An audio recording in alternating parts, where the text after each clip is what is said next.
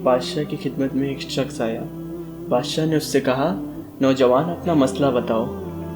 उस नौजवान ने कहा, जहाँपनाह आप पर मेरा कुछ उधार है। बादशाह ने कहा, अच्छा मैं तुम्हारा मकरूज़ कैसे हो गया? जहाँपनाह मैं एक ताजिर था, मेरा दिवालिया हो गया, मैं पूरी तरह कर्जे में फंस गया। मैं रोज़ाना सोने से पहले अल्लाह से दुआ करता।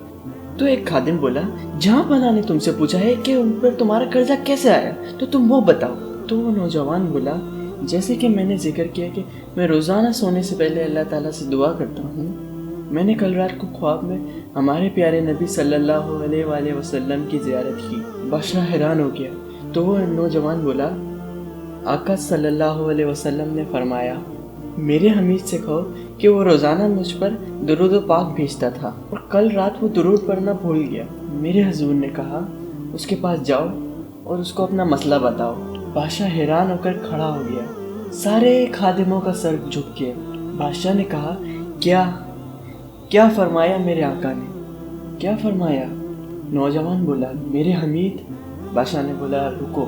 उसको एक सोने की पोटली हाथ में दे दी और कहने लगा, ये कबूल करो। और बादशाह ने कहा, लेकिन एक बार फिर से बताओ कि क्या फरमाया था मेरे आका ने? तो वो नौजवान बोला, मेरे हमीद। बादशाह ने उसको फिर से कहा, ठहरो, और एक और सोने की पोटली उसके हाथ में दे दी और कहा, इसे कबूल करो। सारे खादिम हैरत से देखने लगे।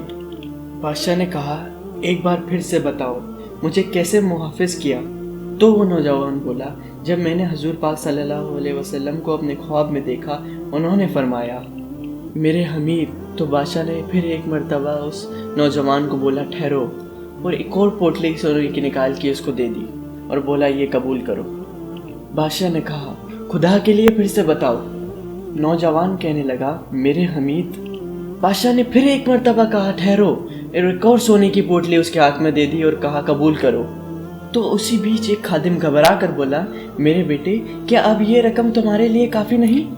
तो वो नौजवान बोला, ये काफ़ी है, इससे मैं अपना कर्जा आसानी से उतार सकता हूँ। बादशाह ने कहा, अल्लाह हाफिज। तो वो नौजवान वहाँ से चला गया।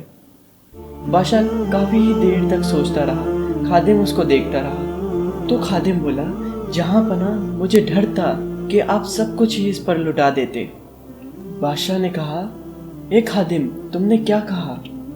अल्लाह रब्बुल इज़्ज़त की कसम, अगर वो कोशिश करता कि मेरी सारी जायदाद और बादशाहत ले ले तो मैं उसे वो दे देता। तो वो खादिम रो पड़ा। बादशाह ने कहा, मैं कल रात को काम कर रहा था और मैं थक कर मेज़ पर ही सो गया था और दुरूद शरीफ पढ़ना भूल गया था। अल्लाह मेरी इस कोताही को माफ़ कर।